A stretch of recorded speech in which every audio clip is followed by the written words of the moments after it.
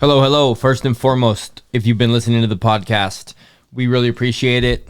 As I tell you every episode, just want you to know that, number one, appreciate you. Thank you for listening. If you can share it with anybody, if you find anything helpful, useful, appealing, please share. Also, as I mention every episode, if you have it in your heart, it means a lot to us to go leave us a review. A 5-star review would be great. Helps us up the ranks on Spotify podcasts, Apple podcasts, etc., etc. Don't want to kick a dead horse, but 5-star reviews are very much appreciated. 1, 2, 3, and 4 stars are great, but I'd much rather you just tell a close friend or send a note to your pen pal with that review. The 5-star reviews is what I'd prefer you leave on the major platforms. Okay, with that said, so I figured it's time just to give you a quick introduction to me so you know who I am and what you're dealing with as far as who I'm is. I just figure I'd give you some bullet points, quick history of my backstory as a builder, how I got into the trades, what I do now. Just so you know me and you know where I'm coming from when I'm talking about certain things in my little backstory.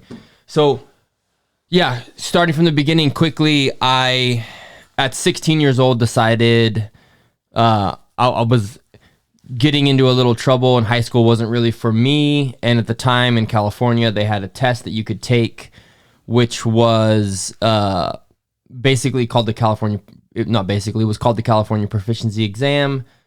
And in doing so, you could get your diploma immediately if you passed.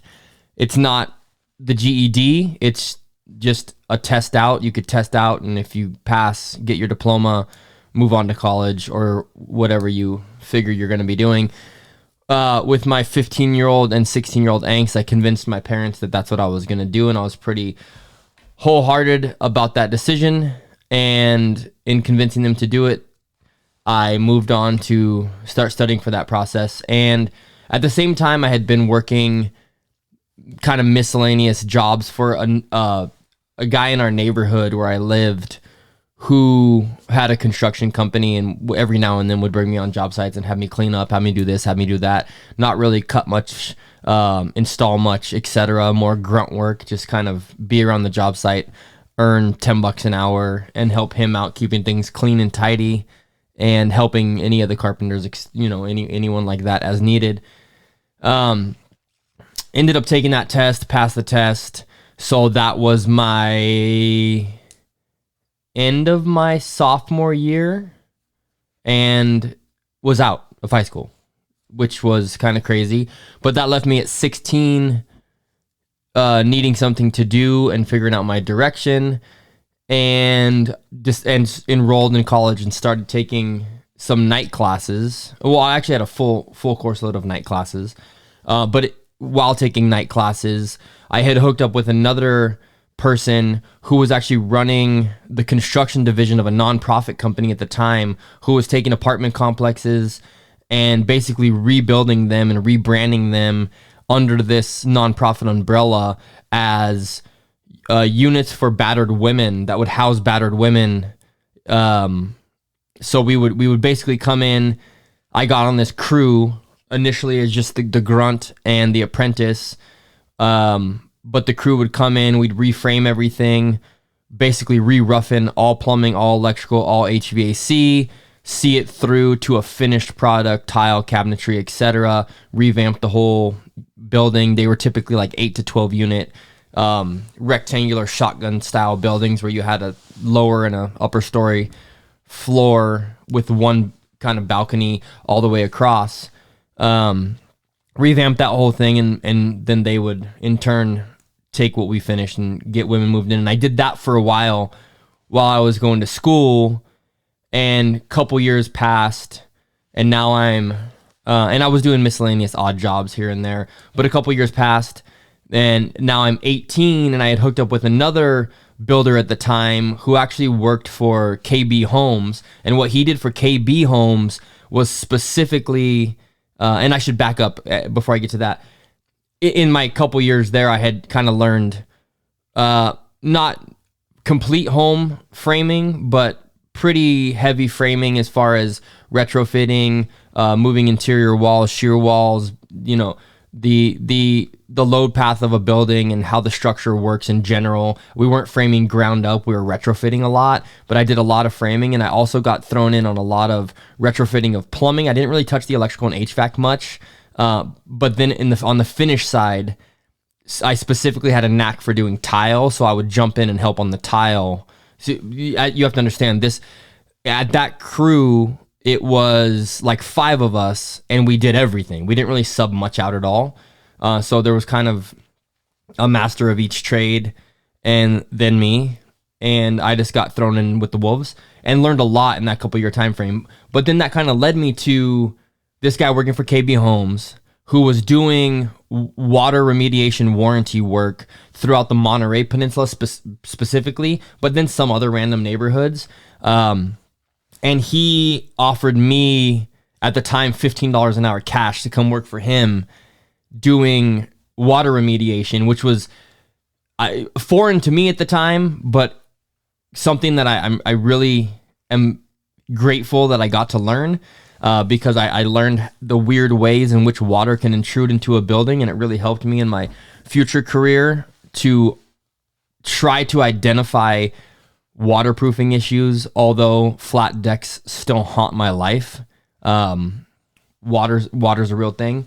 So the warranty work I started jumping in and doing with KB Homes was anytime that one of their new homes was still under warranty and had a leak, they would send me and underneath this guy, but it turned out after about 6 months, he just kind of set me loose in a Sprinter van.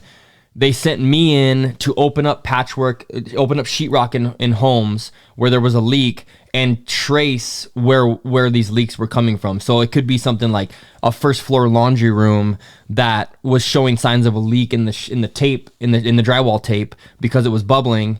I'd open up that section, I'd see the water stains on the joist, and I'd follow where the water stains were coming from, and then I'd follow that over, open up another section, see where that stain of water was trailing, go up, and oftentimes it was something crazy, like a lower level laundry room had a leak, and it was coming from a second story bedroom window on the other side of the house, and just somehow the weird way water traveled was showing its ugly head in this laundry room.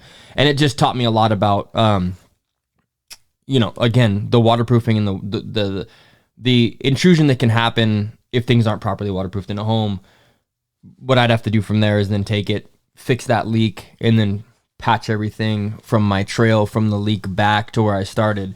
And I did that for a while for KB, while I was still kind of, that work was not full time.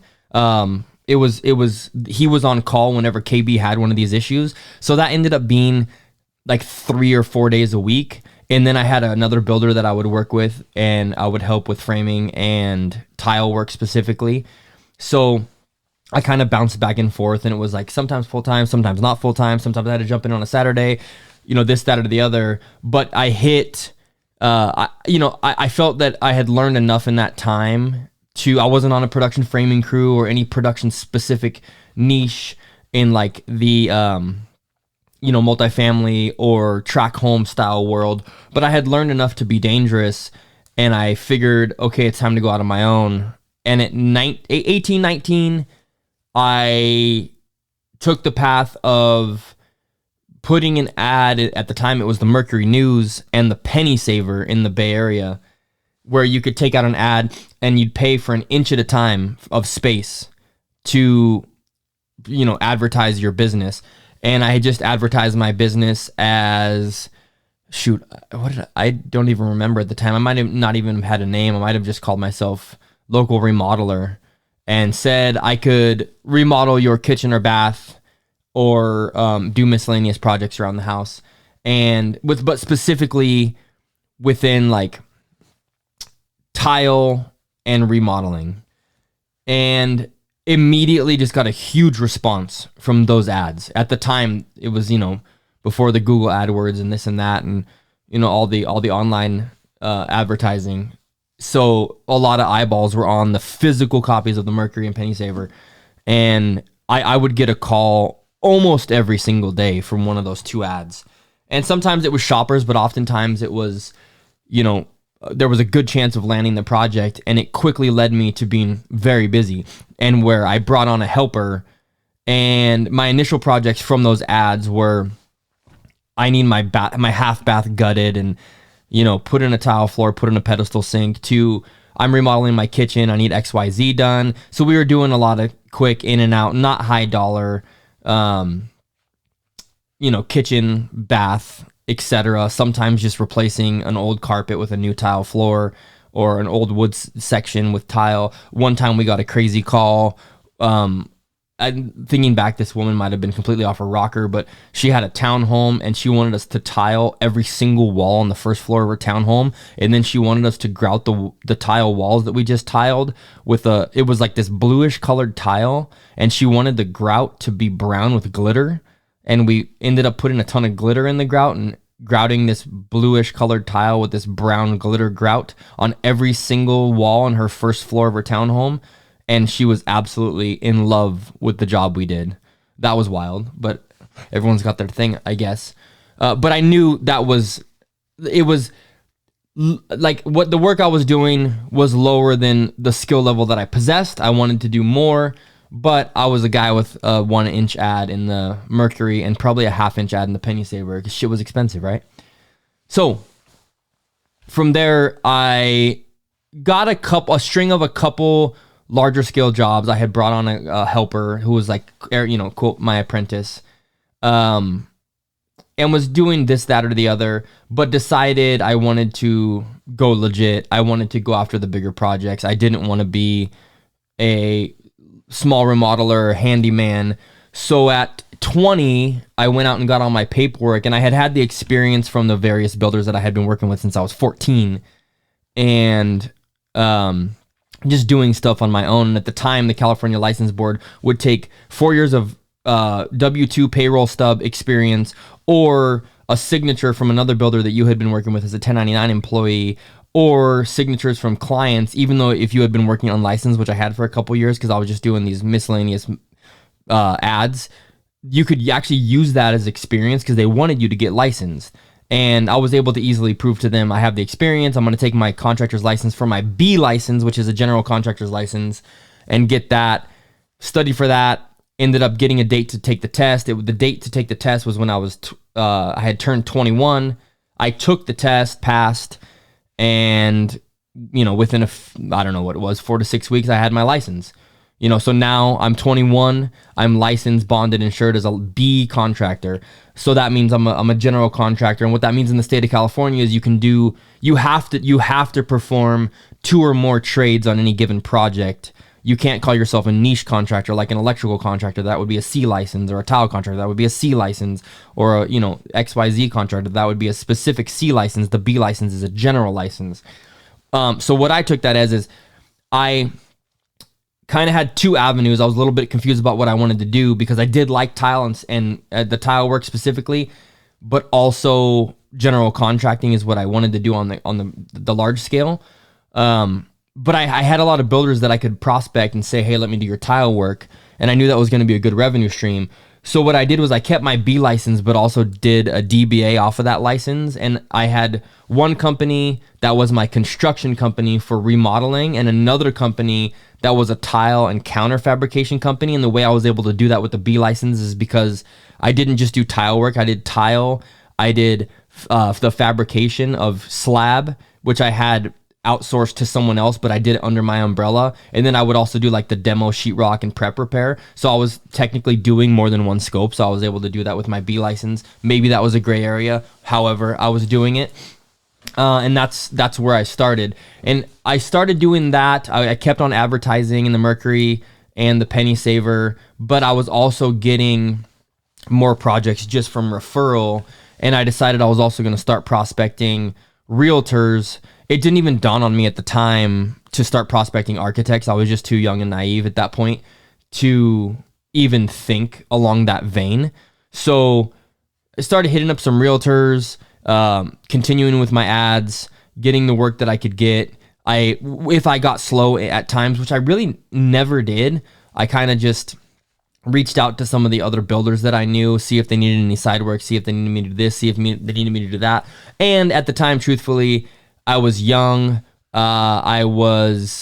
Me and my now wife were living together, and my expenses weren't crazy high. So it's like if I didn't have work 6 days a week, 7 days a week, it wasn't the end of the world. Although at the time I did work a lot. If I had to work, I worked. And that means Saturday, Sunday, that's a weekday. Is it 6 a.m. to 6 p.m., 6 a.m. to 8 p.m.? Like the work's there, we're going to get the work done.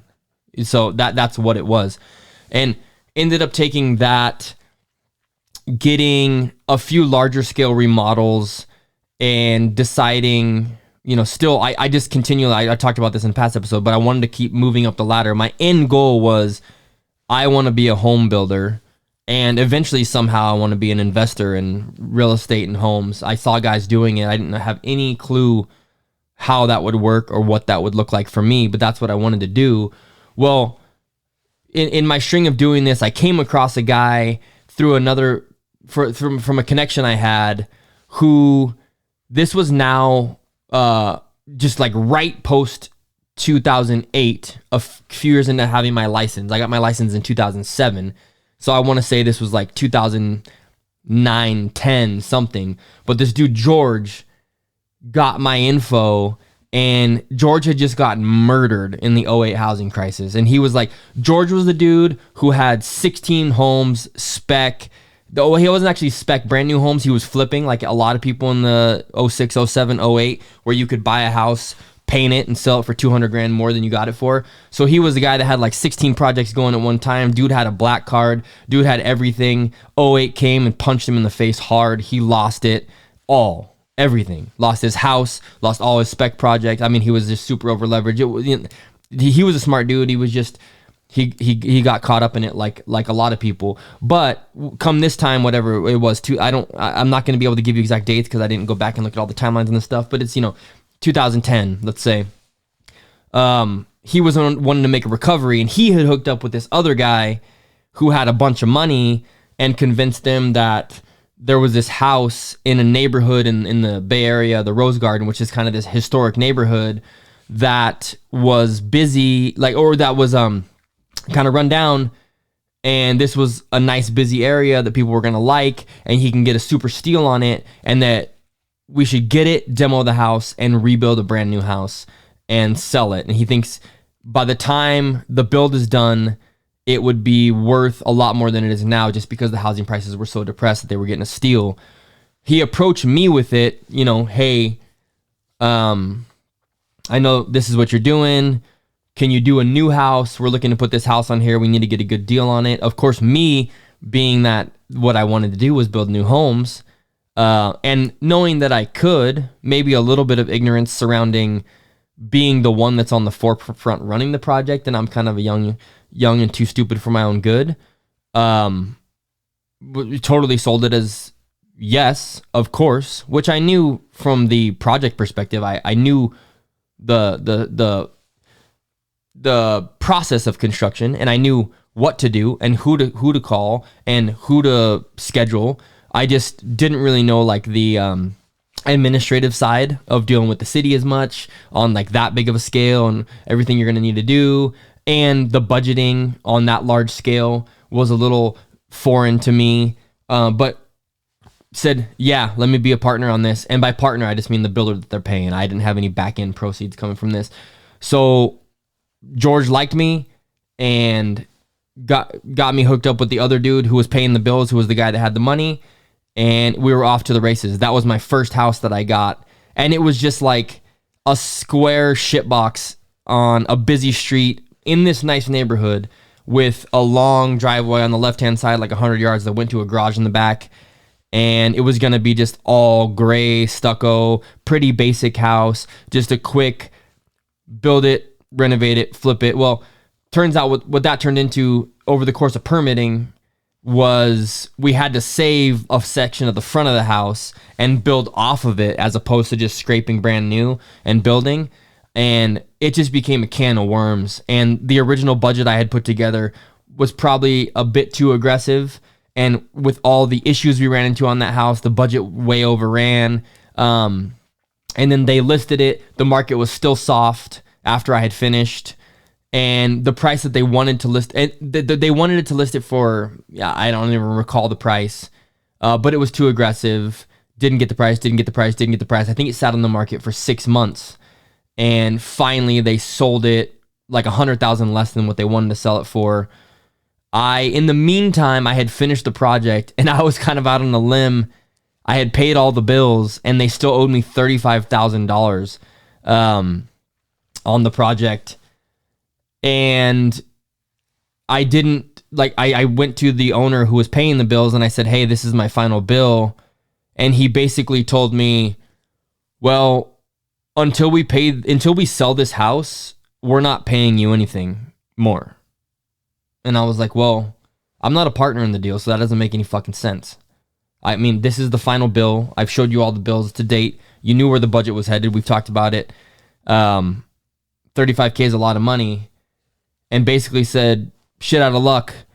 Now me, being young and ignorant, basically said, well, okay, I'm going to have to put a lien on the property if you don't pay me. And he was just an old timer and was like, well, okay, put a lien on the property, because he knew. What am I going to do? I'm not going to sue him to foreclose the lien. So basically, I'm going to put a lien on the property. The lien's going to be on the property. And then when the property sells, he'll have to pay me, which he never intended not to pay me. He just wasn't going to pay me at that time because he was kind of old and cranky and wanted the property to sell. I didn't see it that way because it was a lot of money to me and it pissed me off. But that's the way it went. And it's funny because I later saw him there wasn't hard feelings between me and him. But he was just an old school guy that did things in an old school way. And I later, after all this, after the house finally sold and it closed, and I got my $35,000 through escrow minus $9,000 that it cost me for the attorney to do all the lien filing and XYZ, but that's another story. I got paid and moved on, and I had talked to both of them, and it just was what it was. Like, he just played hardball with me because he wanted to sell the house and didn't want to pay more, and that was his stance. But I saw him at a breakfast later. It was kind of funny. This is a little side story. And I went up to him, and it was George and this guy sitting at Bill's Diner. I say, hey, how's it going, guys? Haven't seen you in a while. And George is like, hey, Ken, how you doing? And then this other guy who was the funding guy who played hardball with me on the last payment just looked at me, and he's like 85 years old, and he just looks at me with this look in his eyes, kind of like a smart ass look, kind of smirking. I couldn't tell if he was really pissed, and he's like, yeah, I should have sued your ass when you put a lien on that property. That was some low shit. I was like, really? Not paying me wasn't? But again, old school, different mentality. So moving on, that got my first new house under my belt. It was a little bumpy, but it was like, I understood the process. And the way I work is if I do it once, I fully understand it because I engulf myself in that shit. So now I get the administrative side. I get how to work with the city of San Jose. I get the whole process. I get the engineers. I get the consultants. I get it. I'm not going to not get it next time. Now, when you go to different municipalities, things change. So whatever. But then it doesn't mean like I just had that new house and it just leads to a million new houses. I was still having to do remodel work and things on the side. And even when I was running that new house, I was still doing remodel work.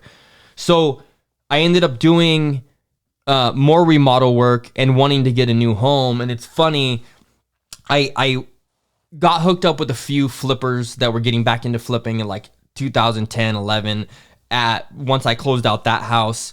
And I became this guy that was like going in and doing these renovations for these flippers and banging them out for them. And then they were turning around and selling them, and they were making decent profits. And I was watching this happen and kind of asking a million questions as to, how they're doing it, what they're doing, what's their metrics, yada, yada. How do they run their pro formas? That's where I learned what a pro forma was from these guys. And yeah, so it was just doing that. And I had run, at that point, my payroll up to having 12 employees because I was busy now on like 3 or 4 kind of larger scale renovation projects for these flippers. And then I was also dealing with clients. So I had like 12 employees. And I was doing the tile business. I had told you my story about back when I had my tile business and I had that lawsuit that I went through, and I had that business going at the same time as my remodeling business, and these things were kind of going hand in hand. It was kind of getting away from me because I was getting bigger for myself at the time, like bigger than I probably should have been with the 12 guys. And I had someone helping me in the office, and kind of I had my cousin and another guy at the time who kind of just would drive around with me in my truck and go to job sites, and I don't know what that was about. It just, company is good, whatever. But I still had the focus of, like, I want to be a home builder. And I kind of had this come to Jesus of, I need to decide my path and probably cut the fat and really focus on one thing. I had started reading some stuff and listening to some stuff that was like, look, you got to focus on one thing. And if you don't, you're going to just be so distracted by everything that nothing's going to be successful. And I decided, I'm cutting the fat. I'm out of tile. I'm done. I am going to be a home builder. That's what I'm going to be. That's it. And whatever it takes, that's what I'm going to be. So I made that decision. And in doing so, stopped the tile business. Still had a bunch of guys that was doing the stuff for the flips, but I was kind of running on the tail end of those. And I was kind of reformulating what I'm doing. But meanwhile, I had 12 guys that I was trying to keep busy. Came to the tail end of a few projects, and I hadn't been prospecting new projects. And I came to this turning point where at one point I had a bunch of guys on payroll. I knew I had too many guys on payroll because I wasn't doing the projects I wanted to do. I was just doing busy projects that needed a lot of manpower. And I wanted to be a builder who was organized and who had like a tight run operation and was building these nice homes. And I was kind of forced into this scenario where I got to this point where I was, the work I had was trickling down. I had this huge payroll to support, and I had like $3,000 in my bank account. And I was like, shit, I'm looking at what's coming in, the guys I got to support, pay myself. This just isn't going to work. Like this, I got to make some dramatic changes, or I don't know what's going to happen here. So I ended up coming to the tail end of a couple projects. I let go of a few guys that were kind of like with me, but had other stuff going on. Got down to a tight crew of like 4 good framer trim carpenters, and still was running on extreme red in my bank account and worried about what the next project was going to be. But at the same time had this resolve that I am going to be a home builder. I'm going to figure that out, and that's it for me. And at the time I had started slowly going into these like architectural designers and architects' office and telling them, hey, just built this home in the Rose Garden, touting the house that I had built that they sold, that, this whole story I just told.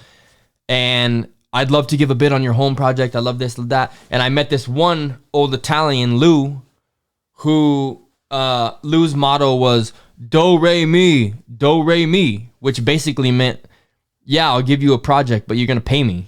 Because that's an old Pisano. So I got hooked up with Lou while I'm running on red, and I'm looking to be a home builder, and I don't want to do anything else. And he introduces me to this couple that has a house in Willow Glen, which is a super nice area of San Jose. And he's like, I have this house. Why don't you talk to them? Blah, blah, blah, blah, blah. Maybe you could build it. All the while reminding me, just take care of me. Take care of me. He liked me because I was young and ambitious and maybe also Italian. And the way Lou worked was you had to go into his office and sit there while he drafted plans and had Frank Sinatra playing on the TV in the background. And you had to talk to him for literally 4 or 5 hours at a time about construction and projects and life. And he just wanted to be like a dirty old Italian and tell nasty jokes and whatever it was. But in doing so, kind of formed a bond, and he was willing to give me a shot at some of his work. So he hooked me up with these people. I ended up going to meet with them, and through whatever convincing that I was the guy to build this project, whether it was my like how eager I was, or maybe how naive I was and they thought they were getting a deal, or whatever it may be, they ended up signing me to build their home, which at the time was like, when the project was going to be done, it was going to be like a $2.5 million home. And I was like, this is a league I haven't been in yet, but I just jumped it. I jumped to the next level. Talked about that in the past. So they signed me up, and all the while I'm like still extremely running on E. I have money from project coming in. I'm just paying my guys. I'm like always below that $5,000 mark in my checking account, and my payroll's $8,000. So I'm just like, but I'm gonna be a home builder. And this was like a huge turning point for me in my career. We sat down to sign the contract for this new home, and this would be the second new home that I built. And they said, okay, this is the date we're going to start, which was like a couple months down the road. And I hadn't planned anything. California law is, you can take $1,000 deposit or 10%, whichever's less, unless you're getting started on any kind of pre-construction work or this, that, or the other. And they had asked, is there anything you need to get started, since I was going to start, getting windows ordered and doing this and dealing with their cabinet guy and getting things ready for breaking ground in 2 months. And I just ignorantly threw out there, yeah, we're going to need $50,000 to get started on this. And within 5 minutes, there was a check in my hand for $50,000. And it blew my mind. And it was the turning point of, I'm now a home builder. I have a surplus in my account, enough for me at the time, and we're off to the races. And I built that house. I kicked its ass. I was there every day. I documented it. I learned a ton. It was a custom house on one of the best streets in Willow Glen. And from that point on, I was a Willow Glen builder, which is like a premier neighborhood in San Jose. So I started from that, getting referral work to build other homes. One of which was the next door neighbor, who they didn't want a new home, but they had their existing house next door to the one I had just built for these people, and they wanted to do a big addition, and they wanted to renovate the whole interior, which was another big job, even though it wasn't a new home. And I did that for them. But in doing that for them, and then also signing another couple jobs in that Willow Glen neighborhood, I formed a close relationship with them, and they told me, once I had finished that house, that they had this other house in a neighborhood in San Jose that they were going to sell. And once they moved into this house that I had just finished for them, and yeah, they just had to sell this house. Boom, light went off in my head. And going back to, I wanted to be a developer and real estate investor. And this may just be a testament to being young and stupid and just asking for shit that you may never happen, but sometimes it does.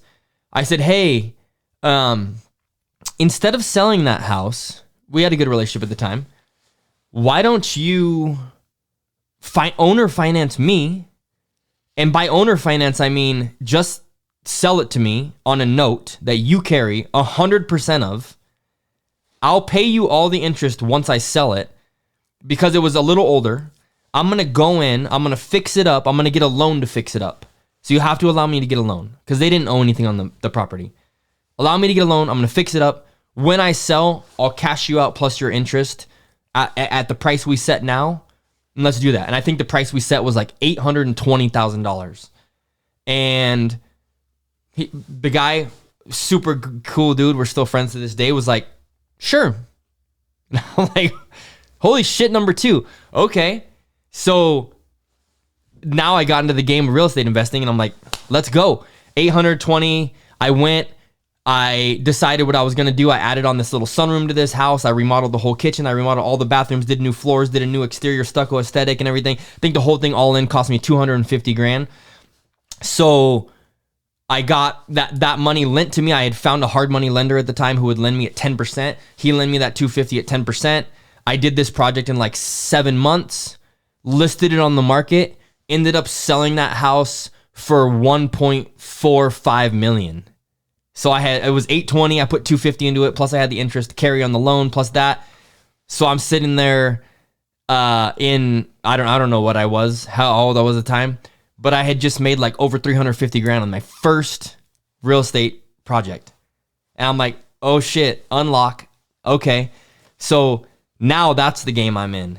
So then from there, I kind of parlay that into, I started looking for other projects because I had this hard money lender who would now lend to me.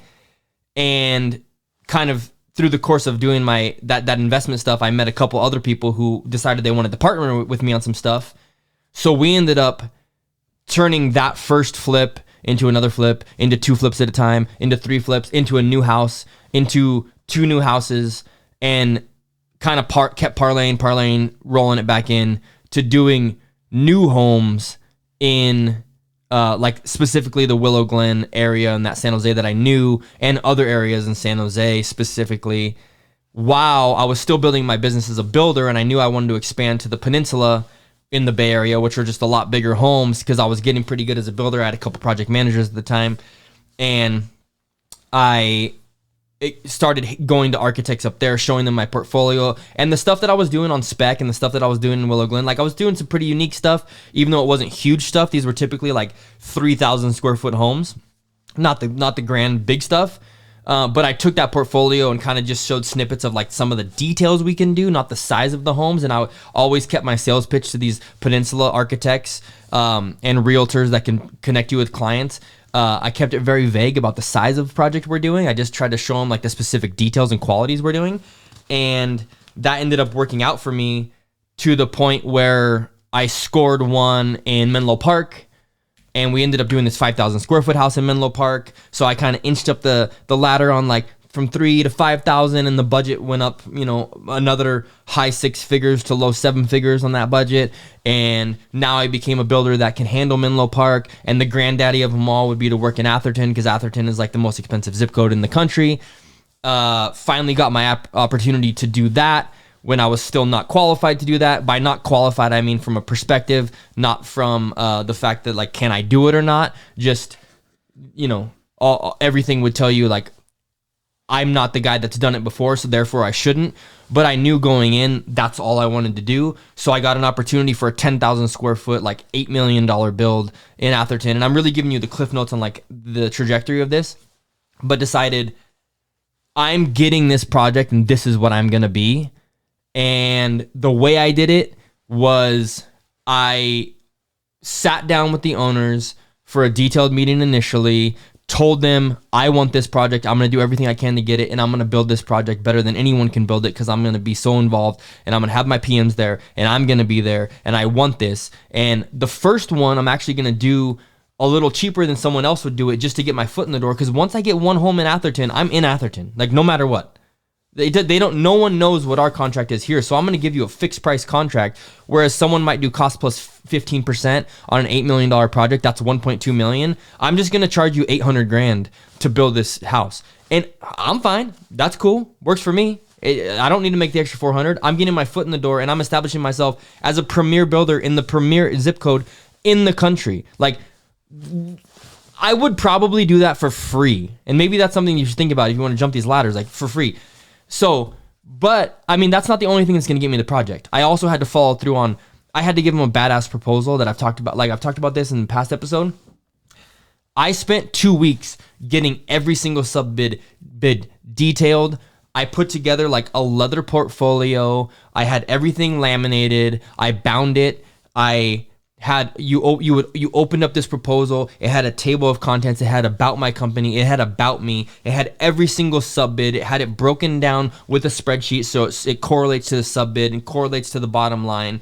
And then I also had a Gantt chart schedule showing a projected schedule. We all know they're kind of bullshit. Like, you can't really stick to a schedule early on in construction. But if everything goes well, here's what it could look like. I mean, this thing was 1.5 inches thick. Like, no one gives a proposal like this. But I was getting that project. There was zero chance I wasn't going to get that project. I did everything I could in my power to get that project. And when I went and sat down with these 3 brothers for that house in Atherton that I wanted to build at their office, and these dudes are stacked loaded. Like, I'm in there like this, guy trying to, I don't know, convince Oz that I'm worthy. Boom, I lay it out. This is what I'm going to do. This is who I am, blah, blah, blah, blah, blah, blah, blah. And like at the end of the meeting, I didn't even know what they were thinking. And then one of them's like, I can't believe what you've put together. No builder would ever spend this much effort and this much time in giving a proposal to us. We appreciate this so much. It shows what you're going to do for us. The project's yours. And that was my first home in Atherton. That was like a big, 10,000 foot, $8 million budget. Home was worth over 20 something million at the time. And there was on the map there, and then continued to build there from that point. So that put me on the map there. I continued to build in that neighborhood and around the peninsula and still back in my Willow Glen. And then I continued to do projects in the Bay Area from an investment perspective. And then just a quick aside, when I moved to Bend, I wanted to start a custom construction company and bring what I learned in the Bay Area, not only from an investment perspective, but a construction perspective and like finish aesthetic to Bend. And I knew Bend was an old timers market, and it was going to be hard to break into the market because there were some well-established names. But I also knew that you can fake your way into the market by showing people what you can do. And maybe fake it's the wrong way, but maybe just shock the market and show them what you can do. And you could leapfrog a bunch of things. So I decided I'm coming in, I'm leapfrogging. I am going to build the baddest home in the best neighborhood that, in my opinion, anyone's seen. There's probably a lot of hubris behind that, but like, in my opinion, that's how you have to roll. And I ended up building a spec house that people thought I was some people were like, this is a huge house and you're not going to sell it anywhere near what you want to sell it for. That's crazy. But I didn't waste the dime. I didn't cut any corners. I put like exactly the effort and money and like energy it needed to make the baddest ass house. Ended up building this house in this neighborhood. We sold it for a record-setting price that dropped some jaws and kind of established like we're here as a player in the market. We're now continuing to do spec projects there, and we're now one of the premier builders in town. And we cut that journey short from normally that being a 15 to 20 year journey to a sub 5 year journey because we came in, shocked the market. Now, that's not to say everyone can do that, because I had the resources, like the capital resources and just the resources in general to make that happen from my past experience. But luckily we were able to establish ourselves there. So therefore that's what I am, what I've done. I mean, it's not crazy. It's just, now you know me. Thanks.